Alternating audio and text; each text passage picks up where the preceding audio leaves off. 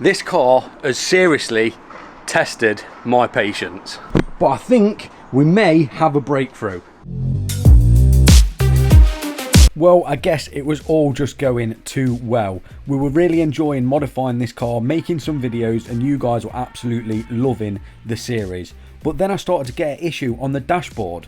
The temperature gauge kept fluctuating up and down, and I just couldn't get to the bottom of why. I've changed the thermostat, we've then done the coolant temperature sensor, and now I've been trying to get to the bottom of why I'm not getting no heater through the vents inside the car. Now, I did the whole kind of system again. I made sure there's coolant in it, and I took the coolant hose going from the water pump to the heater matrix down the back here. Turned the car on, let it get up to temperature, the thermostat opened, there was coolant coming out of here, but what I noticed is there was no coolant coming back out of the heater matrix, which I found very weird, because in the last video you'd have seen that we unblocked the heater matrix and made sure that it flowed properly. But after doing all that, I was still getting no results, so I thought I'd turn to the only option I had, and that was to message my good friend Dave at Priory Garage and see what he thought. He recommended that I test the pipe going from the expansion tank to the throttle body. Apparently it's really common for them to get blocked up, and Dave told me that I should start there and see if that is blocked. And to be honest, I think he's right. One thing I've noticed now that I didn't before Dave mentioned it was when I've been watching all the coolant levels in the expansion tank, I've never seen water dripping back through the tank, which I've found really weird. I just brushed over this one. I didn't even think that it would be a problem, but now I've kind of had my attention brought to it. It seems really solid, and it doesn't seem like anything would be able to pass through it. So I think the first protocol is taking that off and seeing if it's blocked. If it is, that could be the whole reason as to why we're not getting heat in the car. That is obviously stopping the air coming out of the system, which is stopping the matrix getting hot, which is stopping the heaters working. I guess let's start this video by hopefully fixing the car.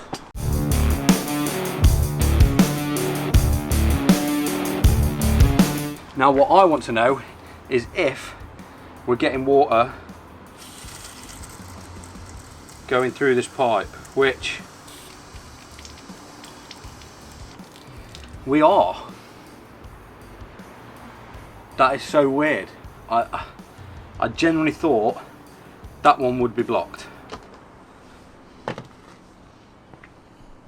Now I guess while we're here, we might as well just check this little pipe as well. Check as many as we can and just make sure that there is none blocked. If none of this works, then I just think the matrix is kaput. And again, if I spray water down here, it comes straight out near the water pump. Everything's back together. I guess we'll bleed it one more time before we head off and just buy a new heater matrix. That's the only thing I can make sense of that is not working properly. You're probably thinking exactly what I'm thinking, and that is that it's getting boring me trying to fix this car. I know I just want to get on with modifying it, and I know you guys want to see me get on with modifying it, but we have to get this issue sorted, and I'm not about to give up making sure it is. Okay, so massive thank you to Dave from Priory Garage once again for helping me out when I need him. You always need a Dave in your life, but he has said that it is common that the matrix can be flowing absolutely fine but still be blocked. So we're just going to get a new matrix, and hopefully that will solve the problem once and for all, because I'm sick of this car and having the bonnet open and keep draining and filling coolant up. I've had enough, so I'm going to bite the bullet, buy a new matrix, replace that, come back here, bleed it, and hopefully then we can carry on with modifying this thing, because they were the fun videos that everyone liked to watch. So let's go get the matrix.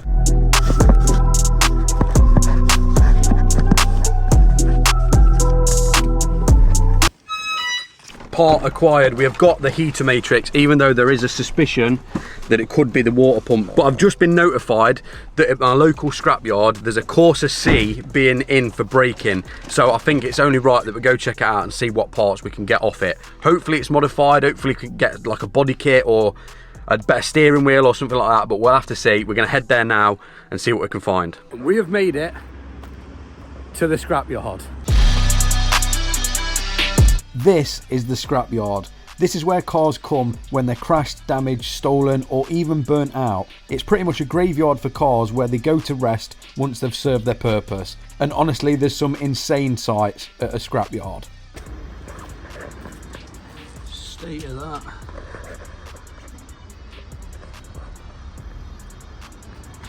Look how bad the rust is on this MX-5.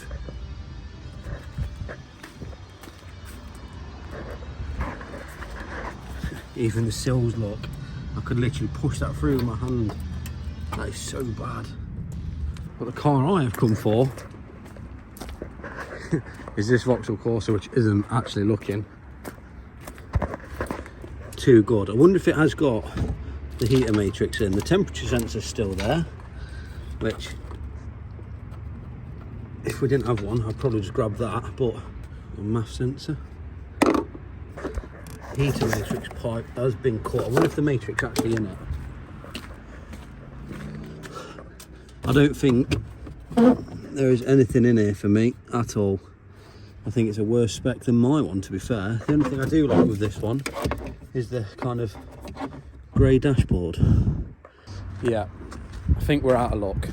Just gonna have a quick look over here, make sure there's not another Corsa, but on the website it did only say they had one, so I don't think we're very lucky today. Wait, I found another.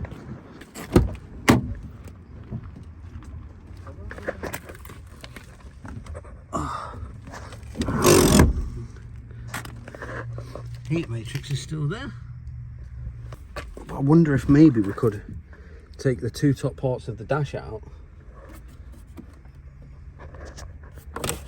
and then get the bottom part of the one off the other car, and we can actually make a full dash.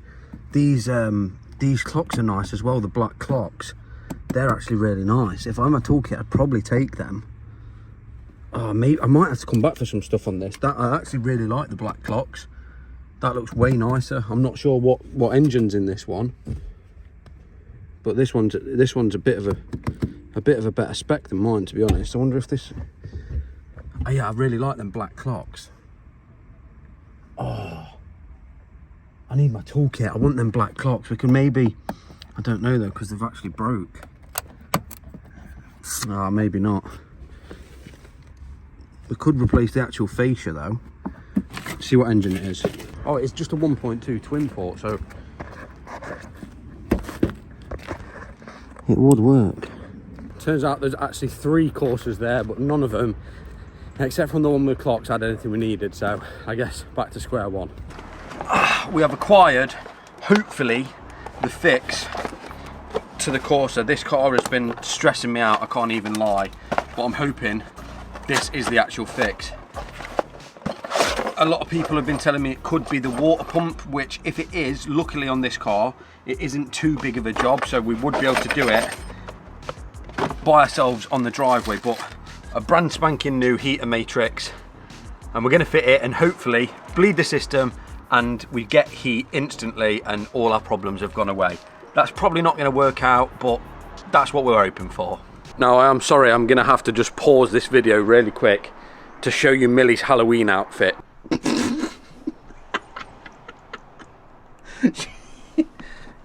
No? You're not appreciating the outfit. You're dressed up as a pumpkin, love. Millie. Yeah, I don't think she's too happy with that one. Millie is playing no games in that outfit. Talking about games, this video is sponsored by GAminator. GAminator is a very popular app in the UK which looks, feels and plays just like the legendary GAminator slot machines. And I'll be honest, it is actually my go-to app to sit in bed and wind down just before I go to sleep. And in the one app there is a selection of over 200 slot machine games. Some of them being Big Bass Bonanza, Gates of Olympus, Sweet Bonanza, Fruit Party, Star Candy and a lot more. The app also has slot battles and team missions so you can jump on and play with your mates. There's also team leagues and a progressive level up system that allows you to unlock even more slots and also better bonuses. To download GAminator and get started, all you need to do is go on your app store and literally just type in GAminator, hit download and you're good to go. And did I mention that it's completely free? Now the slot I can't stop playing is Big Bass Bonanza. Let's have a quick go and see if we can get a win.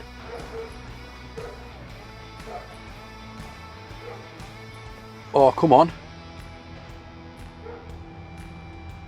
Get in there.